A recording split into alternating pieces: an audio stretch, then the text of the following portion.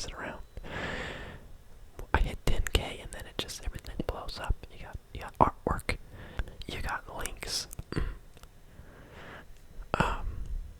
Another thing to notice is I don't have the cover on my microphone today. I'm gonna try it without it because I've been using it for so long without really thinking about it. Because I originally got it because it helps with the breathing on the microphone and knocking it and stuff, and just kind of it helps with the abrasive sudden sounds. But I have a theory that it kind of cuts out some of the sounds that we do want, as well as kind of the more crispy edges of the ASMR, whispering, whatever. So we're gonna try without it, and I'll decide if I liked it better or not when I'm editing and listening to everything. But today we are doing something I've been extremely excited about for a month.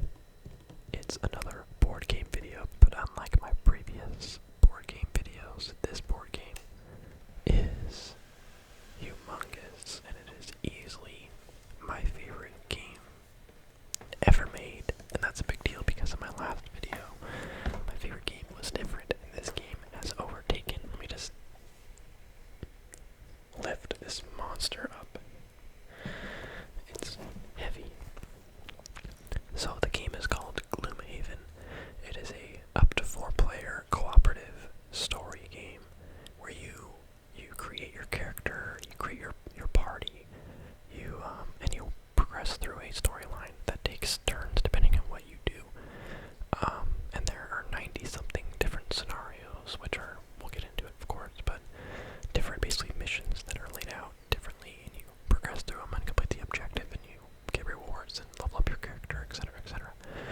So unlike my other games, this is a continuous campaign, so it's not like you sit down and play a scenario and then you're like, cool, which one should we do next? It's like, no, you sit down, you create a character, and you keep the character all the way through. You can switch characters, you can retire characters, insert new ones as you go along, but it's one steady game. It's one steady world that you're playing through.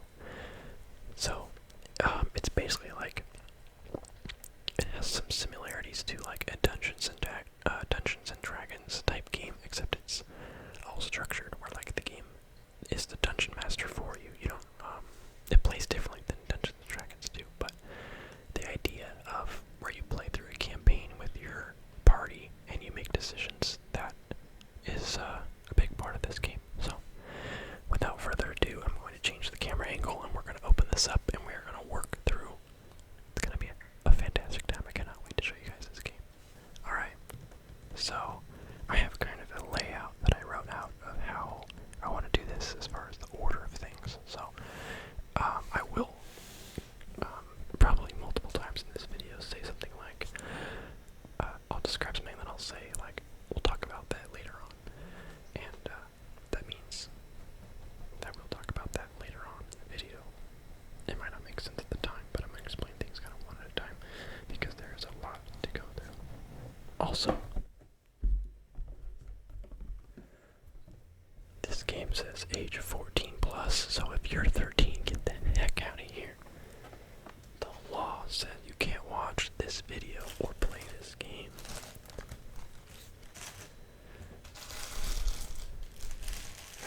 Alright. So, I had put all the pieces into kind of categorized little Ziploc bags.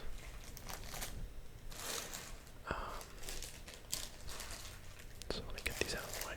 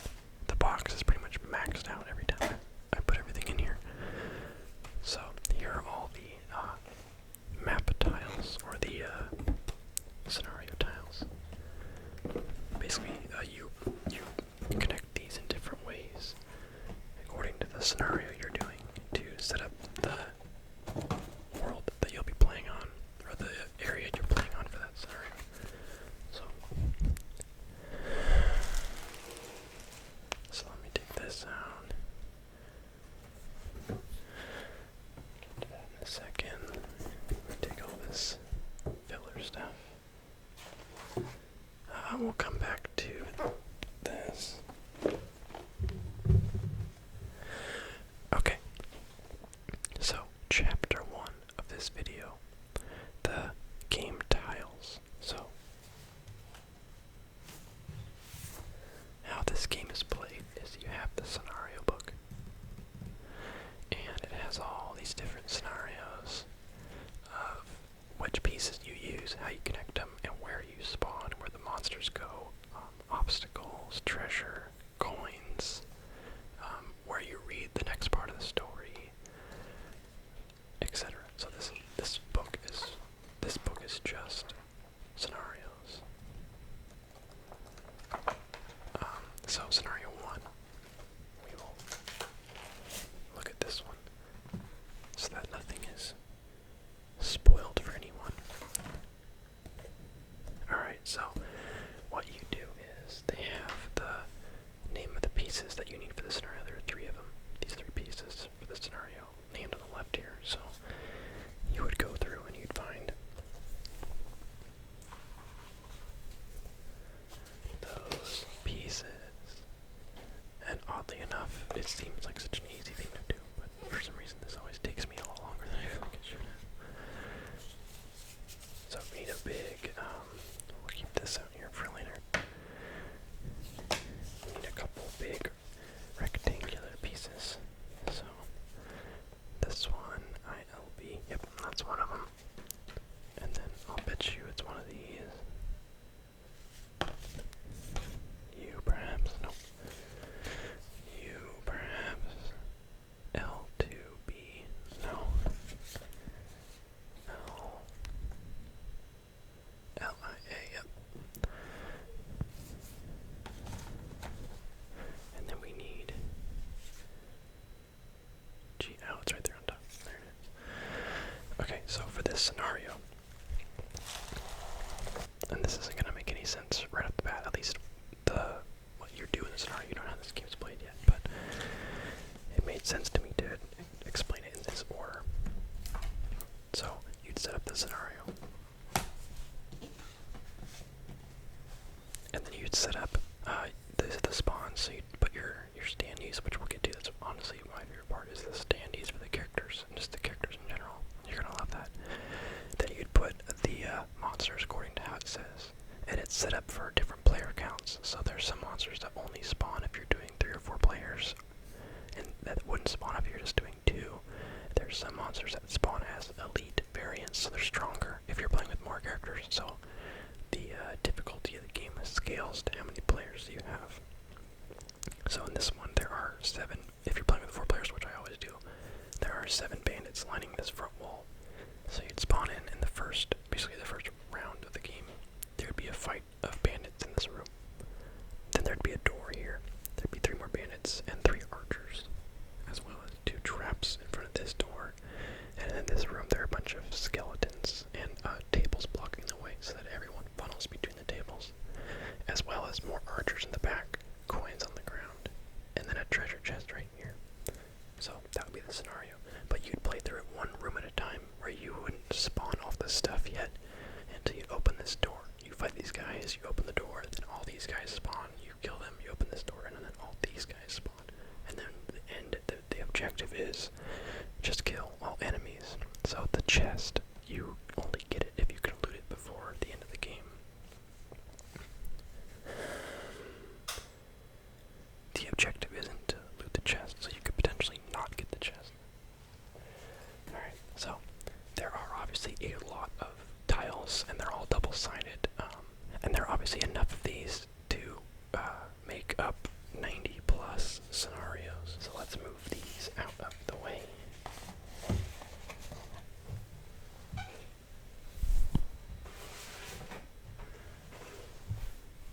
So I wanted to show you that first, that way whenever I'm talking about the rest of the game, you know how it looks when you're playing it. So a scenario is one of those locations. That one was called Black Barrel. It is the very first scenario. So every scenario, you have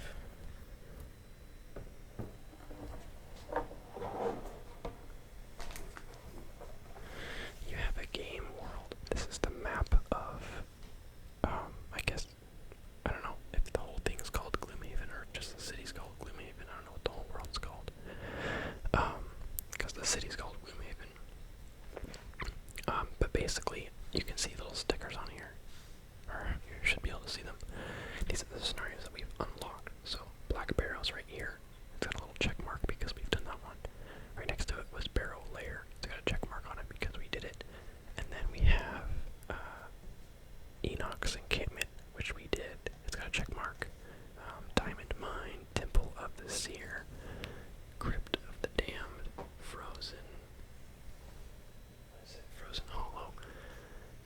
something grotto, vibrant grotto, as well as some locations in there. So we're pretty early on in the game. We've done about 5 scenarios, I think. But as you unlock them, they're now available to do. Some of them we can't do, like we chose to do.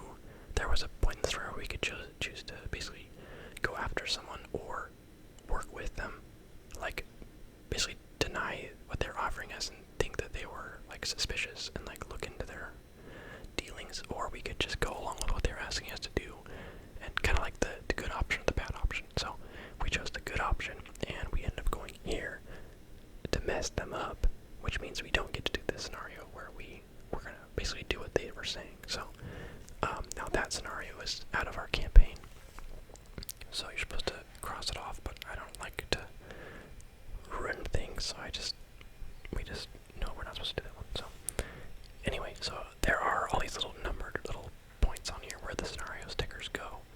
So this board will eventually be full of stickers, by the end of it.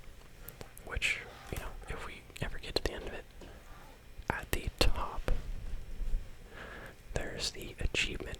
We only have one achievement, but that's all objectives that you can unlock. So, and at the very bottom of the board, this tracker, the prosperity tracker, you fill in these boxes as you get prosperity points, which we'll talk about. And every time you get to 2, 3, 4, 5, 6, these little tick marks, you unlock more items for the shop, which we will get into at a later point. But that's what that tracker is.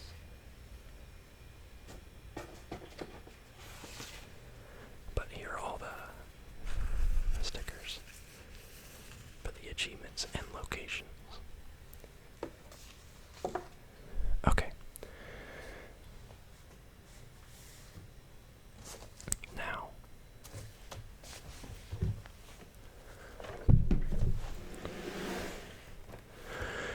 going to do kind of a table of contents section where I'm basically going to point out what everything is that you're about to learn. But we're still going to go through it in a nice, organized order. Here are the standees. For the monsters, not for your character. Your character actually has little 3D models. Damage markers, effect markers, magic tokens. Okay, so in this box, let's see if I can do this. These right here, this row, and this row up here are all the characters. There are 17 characters. You can see their symbol. So these right here, sorry, it's weird doing this backwards. These right here, every single one, we'll open these up. These are awesome. You start with the first 6 characters unlocked. They all have their own deck of cards that scales between what level they are, that you can swap out for better cards as you level up. Little character sheets, tokens, modifier decks, etc., etc. Little character sheets for writing stuff down on. So, and then these 6 are the ones you start with. So there are 6 in here that you start with, and we'll get to that. But those all have a nice standee about this pick that you put on the board when you play. And then there are also a bunch of different cards of various things. There are item cards, modifier cards, all stuff we're going to get into. Monster sheets, road cards, city cards, personal quests, battle goals, random scenarios, etc. So all stuff we're going to go through. But the next thing on the list to look at is battle goals. Super short thing to say, but when you're doing a scenario, basically everyone's dealt 2 little cards, and they have like an extra objective, like a small objective, and if you complete it, for that scenario, you get a check mark for your character, which we'll talk about, but that was attached to the scenario part, so I had to mention that. So you're not just working on completing the scenario, you're also working on your own objective for the scenario.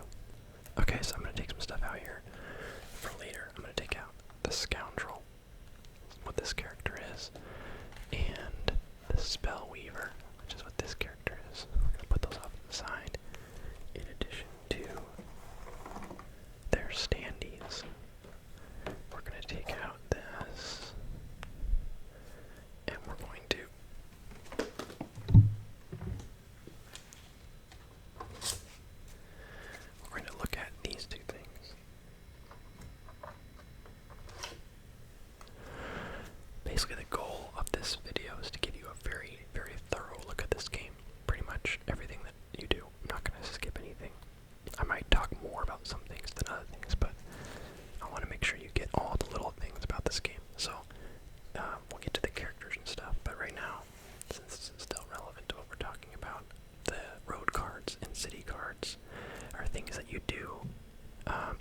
between scenarios, the traveling between scenarios, and then this is when you go back to town in between scenarios. So if you go back to town basically to visit the shop or retire a character or other things like that, which you don't always have to do. You get to choose if you want to just jump right into the next scenario or if you want to go like check out the shop and stuff. So these are pretty much like your classic, like you read a block of text about what happened, you know, like somebody's cart was stuck on the side of the road and someone was asking for help, and or whatever, there's a bear coming towards you, whatever. And they always give you option A and option B. And it's not always immediately available, like obvious which one is good, which one's bad. You just basically kind of choose. Your party kind of chooses together which option you want to go with. Then you flip it over and it shows you what happens based on your choice and then what you get out of it. It could be a good thing, it could be a bad thing, it could be something kind of neutral. There was one where there was a bear coming towards us and we chose basically to attack the bear, and like both outcomes were you get attacked by the bear, but attacking him kind of, I think it gave us it, like we didn't get as hurt because we like caught him by surprise or something like that. So sometimes it's unclear, but usually you get you know, you get gold, or you all will take damage that you'll have to carry into the scenario. Or I think we were all poisoned one time. So that's kind of a neat little bonus. City cards are the same idea, except you don't go through these unless you go back to town. But same thing with the option A, option B. But I really like this detail because obviously the scenarios are cool enough as is.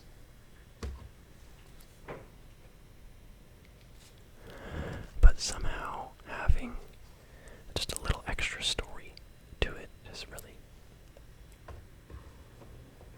is the icing on the cake to me.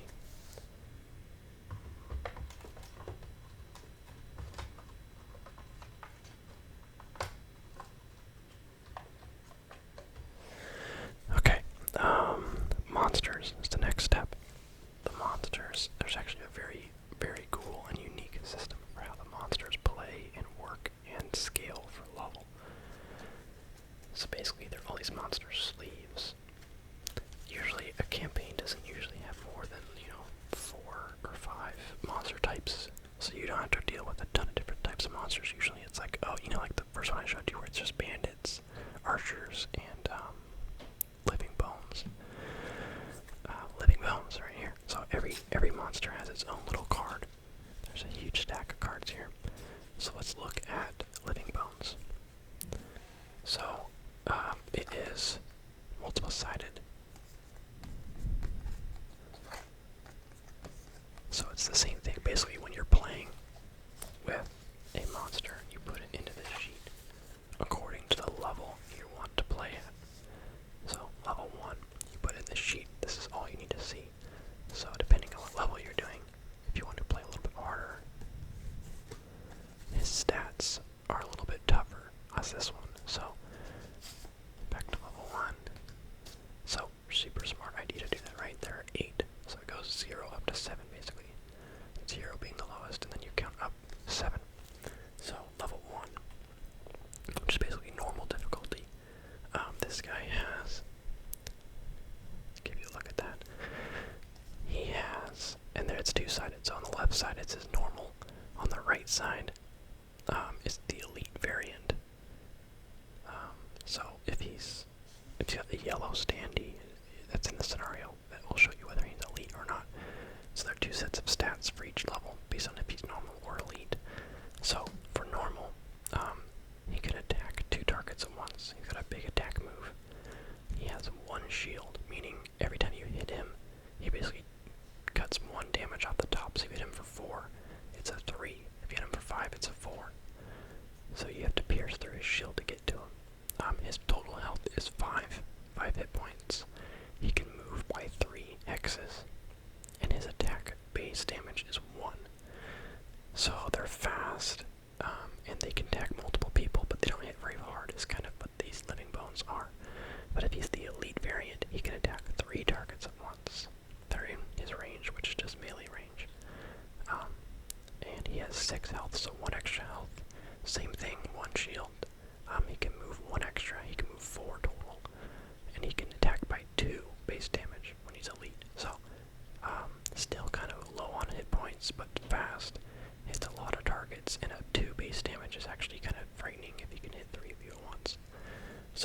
that's how those work. There are a ton of these. There are so many of these. Lots of monsters. Obviously, most of these I haven't even fought yet, so. But that's how that works. And then this is where it gets really smart, is these counters right here. There are sections 1, 2, 3, 4, 5, and 6. And that means all the standees.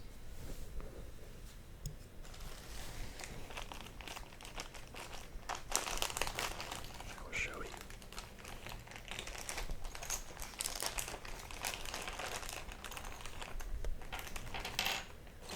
Okay.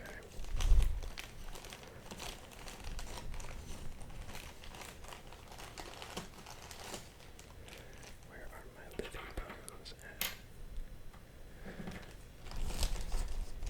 Okay. So, here's how this works. And this is how the combat works pretty much across the board. Since there are also sleeves that have more hit spots, because some characters can have more than 6 of them at a time. So this one goes up to 10. So you can mark the damage for up to 10 different guys. So each standee, each enemy has a number on them. You probably can't see it, but there's a little number 5.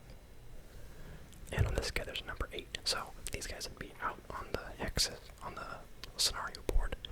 And you'd get in range of them, you'd fight them, and you would put little damage markers on the corresponding number.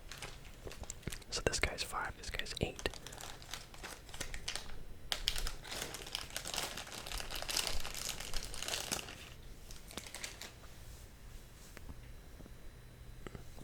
So let's say someone hit this guy for 2 damage. Well, let's say that him for 3 damage, and his shield took one of those, so he actually took 2 damage. You'd put 2 damage right here on 5. So you know that number 5 of the living bones has 2 damage, and then boom, you have a nice little tracker. So this can track all the living bones. This goes up to 10, so there could be 10 living bones scattered around the map, and you'd be able to look at them and go, how much health does he have, and look. So this one's got number 8. So let's say you hit him for 2, he took 1 damage because of his shield. You know that 8 has 1 damage. So this works for all the monsters, all the sleeves. Most enemies don't go past 6 at a time. Like the bandits, the archers, and regular bandits, there are only 6 standees in there, so you only would need to do this one. But living bones, there are 10 of them in the pile, so there could potentially be 10 of them in the scenario, so you'd use the bigger tracker for that. So, obviously we have not talked about how the combat works, but you're starting to kind of get how the monsters work so that you'll understand better what I mean when I say, attacking a monster. So, the yellow standee means they're elite, white means they're just normal. So we'll leave those guys off to the side. Alright, so most of these bags on the side here are different enemies. This bag here has the bandits, the archers, the skeletons, and like the bandit commander, I think. So it's all kind of like low tier enemies. Then there's a race called the Enochs in this game, so I have all the Enochs variants in one bag, and I have all the demons in one bag, and etc, etc. I have all the traps in one bag, all the obstacles in one bag, all the doors and treasure boxes in one bag. So I have them all kind of organized by type. Okay, so last thing about monsters, and kind of your first hint about how combat works, because this is similar to how you attack them. So how combat works in this game is you have a range for your various cards in your hand. We'll get to, but for monsters, that guy was a melee only class, so it means he has to be standing right in front of you to use his move. So monsters pretty much kind of have rules they follow. So they carry out their turn according to their initiative, which we'll get into. They'll move towards you if they need to get into range. So if they're out of range and they have a move, the ability to move, then they will move towards you because they need to get in attack range. But if they're already in attack range, then they won't move. So monsters and characters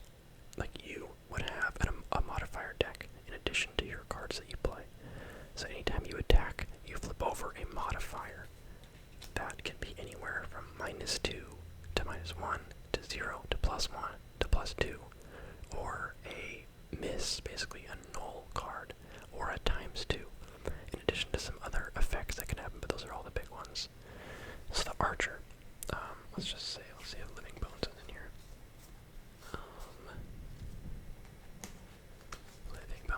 Yep. So Living Bones has their own little deck, right here. These are all other monsters, and there's a whole huge stack of them over there. So on a monster's turn, he would, let's say, actually let's take these guys out.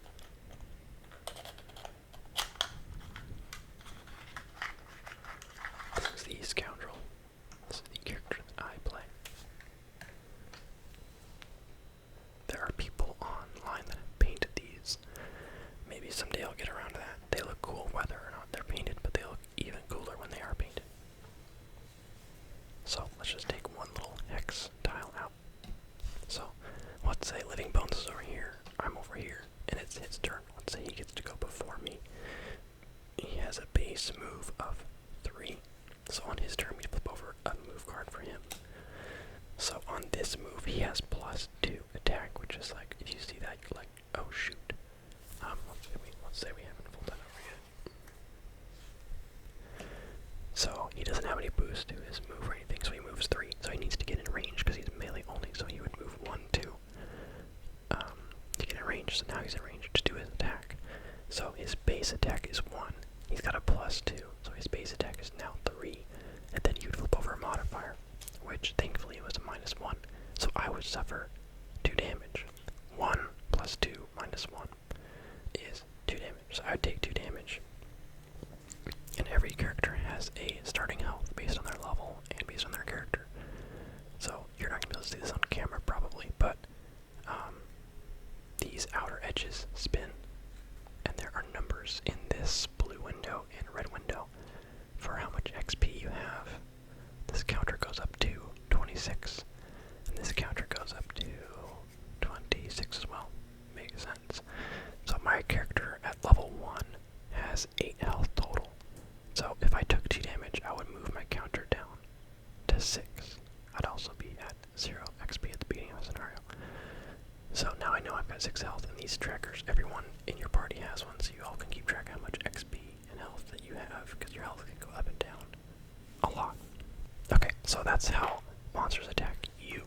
So for every attack, you would flip over a modifier. So if he was attacking 2 of us, he would flip over a modifier for each hit. So maybe he'd get a -1 against me, but maybe he'd get a +1 against the person next to me, and they would take 4 damage instead of 2 like I did. So that's how that works. Character sheets, standees. Alright, let's do that. So let's take the monsters out of the way. This is the fun part. I mean, this whole thing's been the fun part, but we get to open up the character boxes.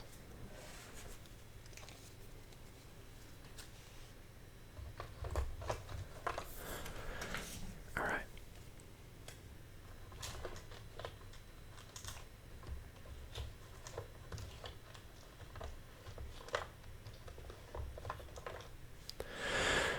Okay, so the characters I picked here are Scoundrel and Spellweaver.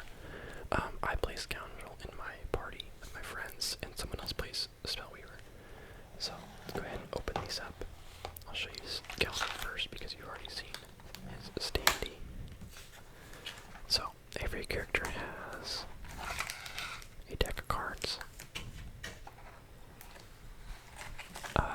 Their modifiers and items that you've purchased.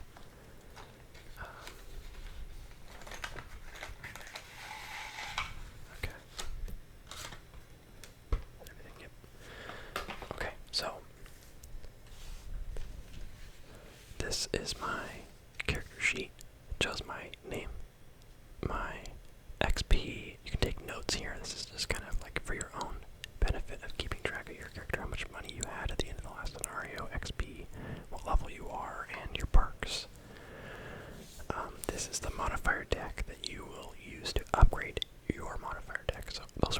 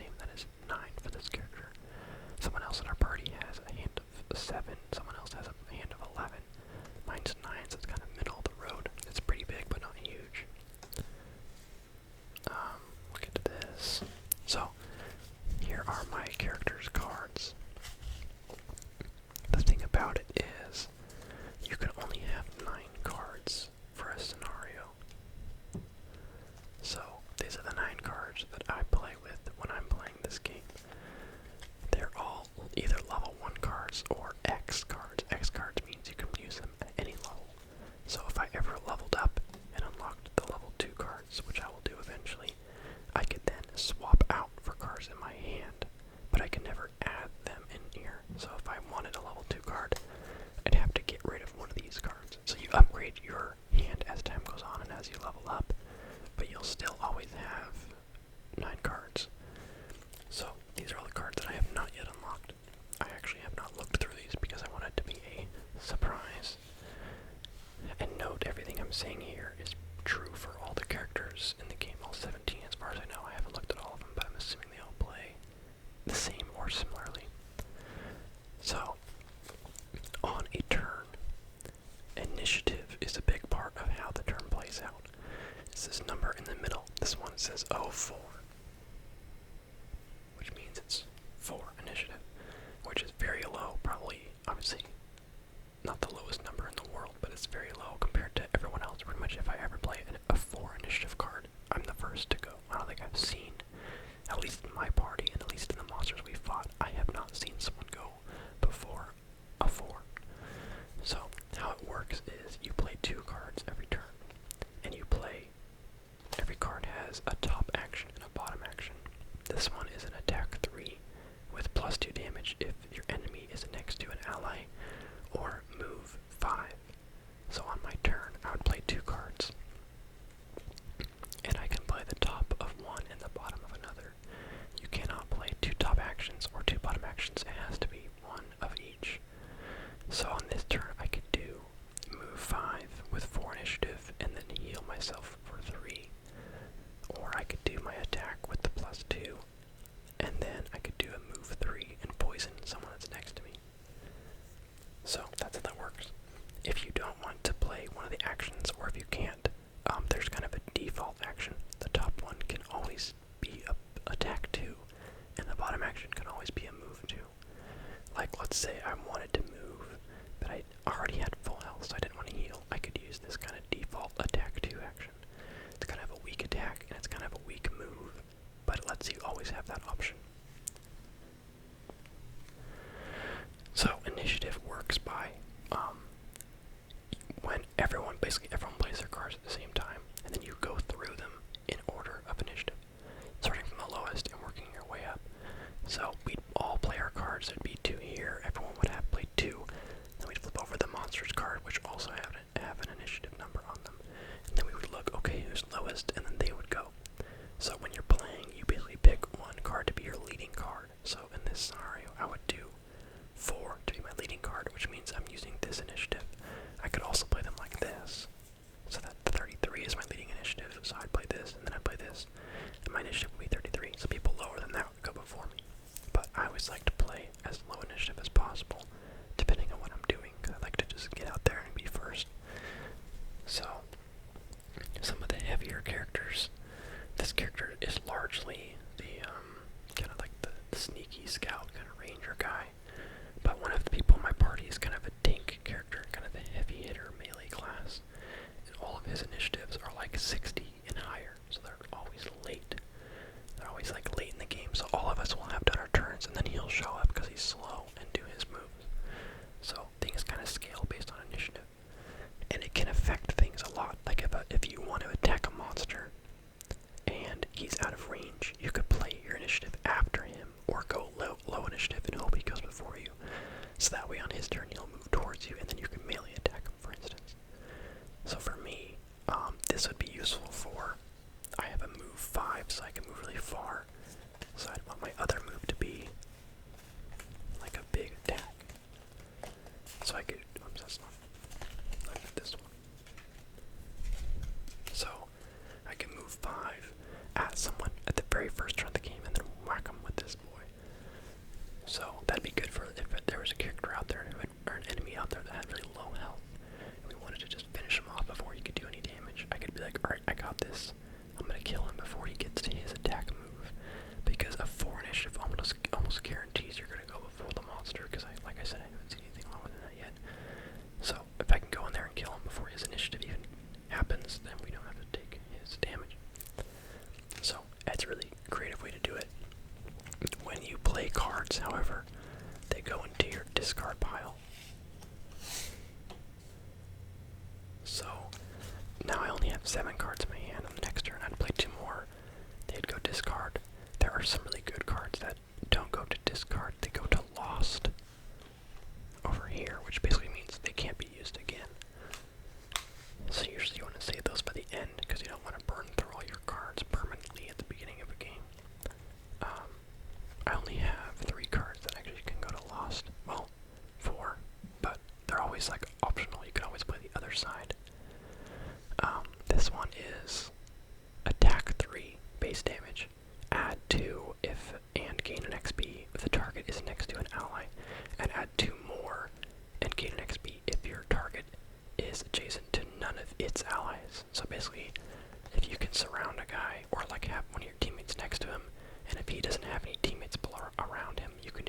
base damage of 7, which is really high. So this one is great for bosses, because bosses usually come by themselves for the most part, or they're usually, separated. They don't usually come in a mob. So what you do is you get one of your teammates close to them to kind of block them, and then you come in with a big move card, like move 5, and then I can hit him for 7. And there's also an ability in here that you do double damage if you can strike them while you're invisible. And so that could be a base damage of 14, which is just absurd. As time goes on, you'll end up with, like, let's say you're down to 2 cards, and that's your whole move would be 2 cards. You would want to do a rest move, because you can't start your next turn without any cards. If you start a turn, like if I play these 2 cards, I'm basically out, because I can't do anything my next turn. I'm done. So my character is what's called exhausted and out for the rest of that scenario. You come back at the end, of course. You're not dead, but you're out for the scenario from then on out. So you want to be strategic about what cards you place. You don't want to burn through your lost cards, your powerful ones right away. But what you can do is you can do either a short rest or a long rest. A short rest means at the end of your turn, you grab your discard pile.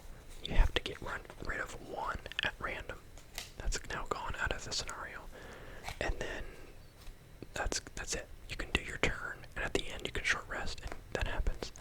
The reason why you want to do a long rest is it counts as a turn, so you're out for that set of turns. But you get to choose which card you get rid of, and you gain 2 HP.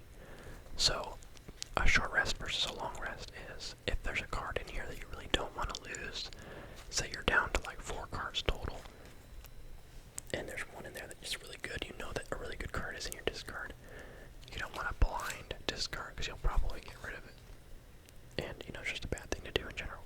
And sometimes you need to gain HP, so gaining 2 HP, especially when 8 is your total, that's a 4th of your health, you can just gain on a turn. So there is a time when you have to long rest.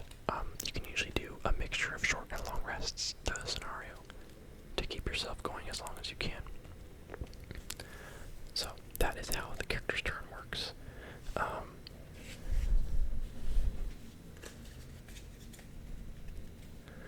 We're going to open up Spellweaver really quick. I'm not going to go through it in the same way that I did with this guy. Oh, actually, before we do, every character, when you start your character at the beginning, you pull out a personal quest, and this is an objective that you have that will span over multiple scenarios, and when you complete it, you can choose to, well, I don't know if you even choose, I think you have to retire your character and create a new one. So mine is, there's some exposition that I won't read, but the objective is complete 4 scenarios in Gloomhaven, then unlock scenario 57, and follow it to conclusion. And I looked that one up because I unlocked it. We've done 4 scenarios. And, it's multiple scenarios long, so you do 57, and then it goes into 58. So you'd want to finish both of those, and then when you do finish that story arc, you open envelope X.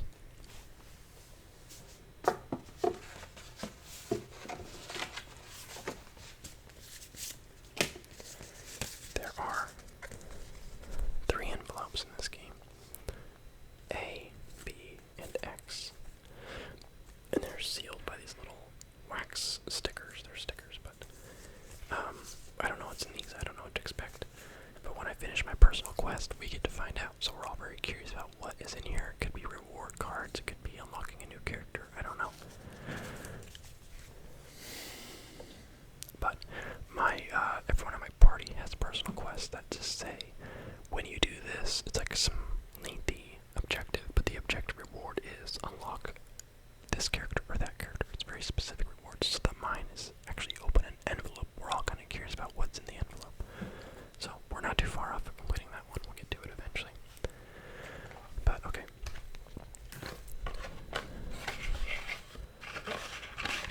Lastly, I talked about it a little bit already, but oh yeah, and the item cards too. But the modifier deck, you play it with your other moves. I don't think this is, yeah, this is my other one.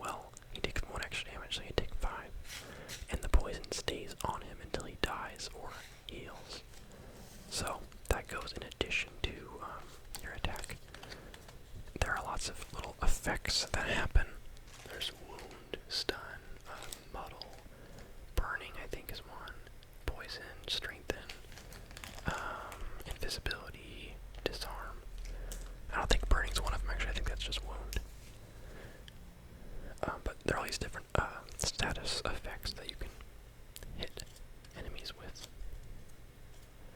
So, and then items. My minor stamina potion is a lost card, so when you use it, it's out. For that scenario, it is during your turn, recover 2 of your discarded cards. So it's kind of like a short rest, or like a mini short rest, so you can just, on your turn, just be like, boop, and then bring 2 cards back. So that's cool. But that's a one-time use for the scenario. The iron helmet is, if an enemy flips over their modifier, it's a ×2, it becomes a +0 instead. So it basically protects you from ever getting hit by double damage, which is useful. Like, a lot of monsters have a base damage of like 2 or 3. So if they pull a ×2, that could be a 4 or a 6. And since my character only has 8 HP total, let's say I'm missing 2 health, which is not much to be missing. If I'm at 6 health and someone's base attack is 3, which happens a lot, and I get unlucky and they pull a ×2, I'm just dead. One shot, just dead. So this helps me a lot. It's rare, but when that does happen, I am protected from just getting one shot killed by a random ×2. Because a ×2 is a very scary thing to get hit by. And then winged shoes during your movement add jump to the movement. So basically, in movement in the game, people are obstacles, so you can't like go through your teammates. You can only have one guy on each hex. So if I have like a bunch of enemies around me like this, and I want to get out of where I'm at, I would be stuck there. But this allows me to jump, basically. So if I have a move 5, I can play my winged shoes, and now it's a jump 5, so I could go over them and still move for 5. So that's very useful for getting yourself out of situations or just jumping over. I did one mission where there was kind of a zigzag of tables in a room, and so I basically was attacking the monsters when they got to me, and then jumping over the tables to us in the room. Then they were zigzagging back, and I was hitting them with range attacks. Then once they got close, I jumped back across. Obviously, you have to do a rest to get these cards back. You can't just do it as much as you want. So there was some resting involved in that, but it was a really powerful kind of back and forth ability of not letting them hit me, but still doing a decent amount of damage from a safe distance. So these are just 3 of the, like, I don't know, 70 or so items in the game that you unlock as time goes on. I talked about, when I showed you the world map, the prosperity tracker on the bottom. Every time you get it up to a different level, like right now we're 1 tick away from level 2. Once you hit level 2, 7 new items go into the shop stock, and that happens at every tick up to like prosperity 9, I think. So basically, as the game goes on, you'll unlock better items in the shop that you can buy with the gold that you gain from scenarios. Okay, I'll clean that up later. Let's open up Spellweaver. So, Spellweaver is kind of a magic. Let's get my arm out of the way. There we go. Kind of a magic lady.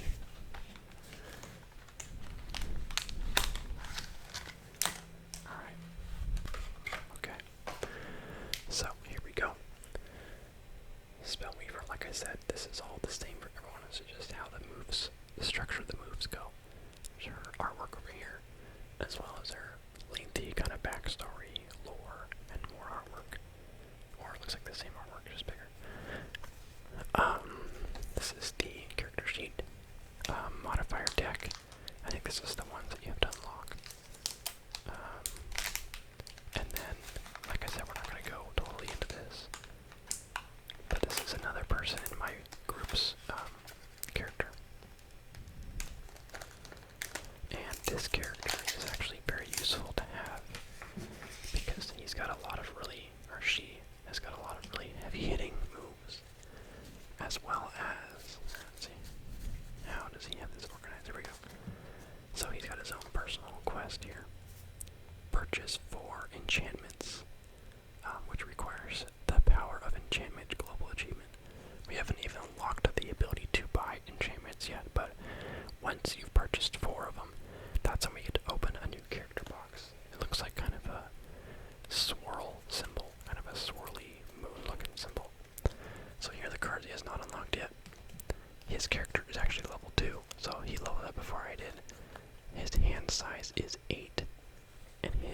base health is 6, but now he's level 2, his base health is 7. So he's got lower health, but his cards are very heavy hitting, and he's got lots of mobility. Most, if not all of his moves are jumps. Okay, it looks like half of his moves are jumps. He's got a move 8 that is a jump. That's a very, very powerful move.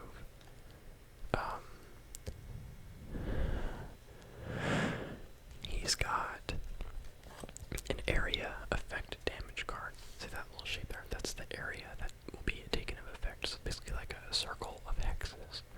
Everyone in that circle takes 2 damage and is muddled. And muddled means that they have to draw 2 advantage or 2 modifier cards and choose the worst one. It's basically like a weakness ability. He also gets 2 XP from that ability.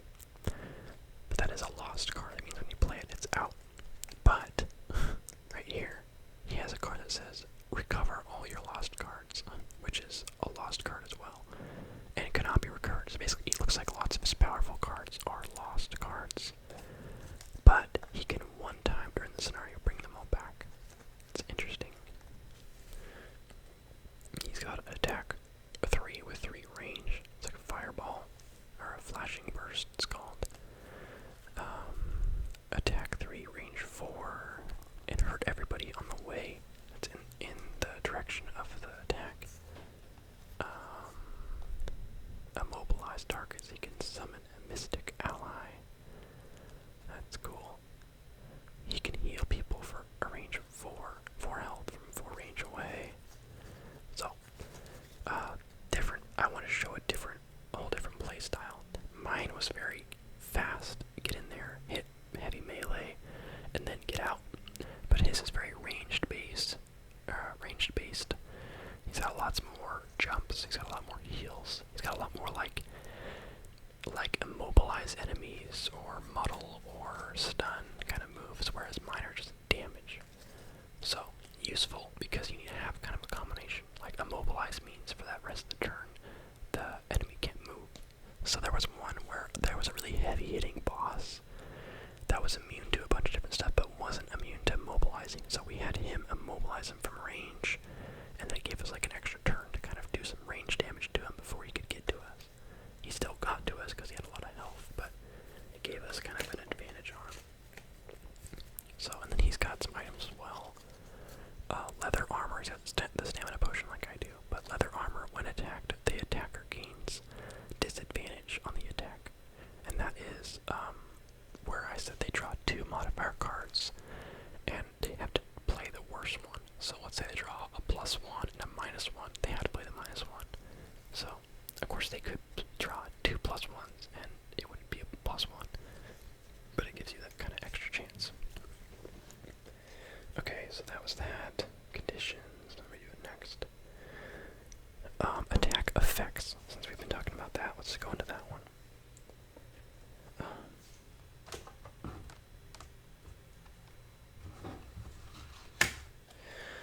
So, there's a little nifty card. There's a full page in the manual about this, but for people that are new to the game, they can have this little nifty card on them. And it shows all the kind of attack effects. I don't know if you can see that. As well as other things that can be on cards to supplement moves.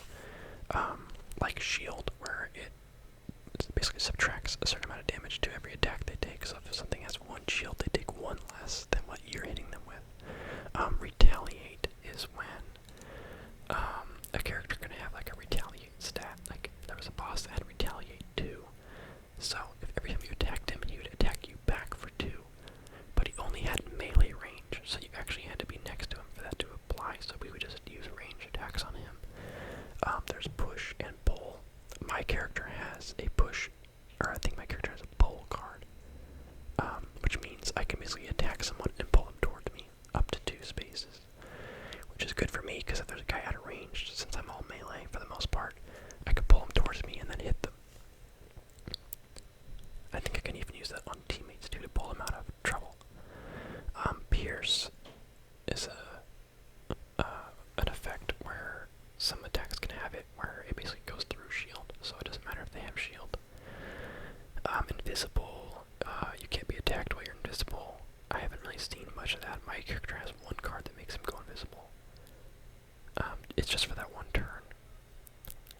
Strengthen advantage. So if you have a card that gives you that strengthens you for that round, you draw 2 modifier cards and choose the better one. That one's called advantage. Disadvantage is if you have to choose the worst one. Advantage is if you get to pick 2 and pick the better one. Bless. You get to add a bless attack modifier card into your deck, which is a ×2 card. Basically, it gives you an extra ×2 card.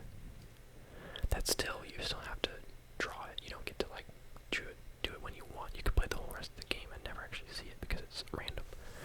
Poison, we talked about that. Extra damage and prevents healing, but you remove it when you're healed. A wound, suffer 1 damage at the start of every turn. Removed when healed. Immobilize, can't move. Remove at the end of the next turn. Disarm, cannot attack. Remove at the end of next turn. Stun, cannot do anything but rest. Remove at the end of next turn. Muddle, disadvantage. We talked about that one. Remove at the end of the next turn. Curse. Curse is the opposite of the ×2. It's the null card, which basically skips your turn. So if somebody curses you, you have to add a skip card into your modifier deck, which means every time you pull a modifier, there's a chance that your attack just won't even go. So those are the modifiers. There are a ton of scenarios in this game to go through. There's a lot that I haven't even seen yet. I obviously didn't even really touch these because these are all monsters that I haven't dealt with yet. There are traps and obstacles in here that I haven't gotten to. All these different pieces that go onto the board or things that you fight against. So I'm excited to continue to play it because I feel like there's a lot that I haven't even gotten to. And I also feel like I've gotten to a lot. So I love these little standees, and I think that there are 17 total, which means there are like 12 I haven't even seen. Is awesome. All these items in the shop that I haven't seen, probably some really cool perks in there. Cards for all the characters that I haven't seen yet, and as well as cards for my own character for higher levels that I haven't seen yet. Different, some of the scenarios are big. The one I showed you was just like basically 4 squares or rectangles. There are some that are like 10 different pieces. Like they could cover this whole table for a scenario that could take multiple hours to do. Oh, I didn't show you this last thing. I'm not going to take them out, but there are 6 elements basically. And some cards create them and some cards consume them. So the Spellweaver, for instance, has a lot of cards that say like do 2 damage and create wind. And so you would put the wind token on this. There are 3 columns: strong, waning, and inert. So you'd create it, it'd be in the strong column, and someone else could consume it and send it back down to inert, so it's gone. Or if no one uses that turn, it'd go down 1. It's still usable, but if no one uses it for the next round either, then it goes to inert and needs to be created again. So usually it's like this move, it's heal 2 or heal 3 with a range of 2, but you can heal an additional 2 if you can consume earth element or it's a leaf symbol. So if there is an active element here, you can basically use it to power up your move. And so I don't think there are any moves in here that require an element. They usually just boost the element. So there are some characters. Mine doesn't really use elements at all, I don't think, so far at least. But there's someone on our team who consumes the leaf a lot. He consumes the leaf a lot, guys. No, he consumes that element, and he consumes, I think, wind a lot.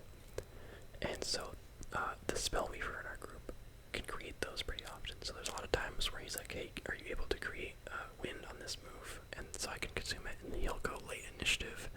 And this guy will go and create wind early on in the turn so that he can consume it on his turn and do a big move. So it's really cool playing off of each other. There's the Spellweaver, Scoundrel is me. We have the Brute. No, we chose the Crag Art, which is kind of a rock monster kind of guy. He's the tank of the group. And then we have the Tinkerer, who's kind of like the support almost, where he's got lots of healing, he's got lots of traps and kind of stuff like that. So he's useful. So we have a really wide range. We only have 1 tank, 1 kind of ranged healer. There's me, who's kind of the sneaky, like, melee class. Then we've got kind of the support guy who just kind of gives us all perks and shields and stuff. So honestly, obviously the game was probably deliberately set up so that the starting characters worked well with each other. There are two other that you start with that we could have technically chosen, so I wonder if those would have worked as well. But with what we did choose, it plays really well, and I'm super happy with how it's gone, and it's been so much fun playing. It's been a couple days since we played last, so I'm like itching to do the next scenario, so hopefully we can get together this week and play. Amazing game. It's hard to find. Like Amazon, it's usually out of print, like it's usually out of stock pretty much everywhere you can find it. I got mine as a, what's it called, the dented box. And basically it's like used and like the box is damaged. I couldn't find it in stock anywhere else, but I found it as a dented box somewhere. And I was like, a dent is fine. So I bought it and I couldn't find any sort of dent. It looked like it was brand new. So you can do that if you're looking for it. Obviously this is a huge commitment of a game. So if you're someone who's already into board games and you're looking for the next big one to play with your group, I cannot recommend this game enough. However, obviously if you're like more on the casual end or you're just getting into it, don't start with this guy. This is a huge, huge game. It's a lot to learn. Hopefully I did an okay job explaining it. There are obviously some little fine details that I probably, skipped here and there just because they weren't important for the video. But this definitely gives you an overall understanding of how the game works and should let you know whether or not you'd enjoy it. It's easily my favorite game. It's hard to think of any game that could ever replace a game this awesome. There's so much to this game, and I still feel like I've only scratched the surface because of how many characters and cards and abilities and monsters that are still out there, and scenarios and items and whatever. So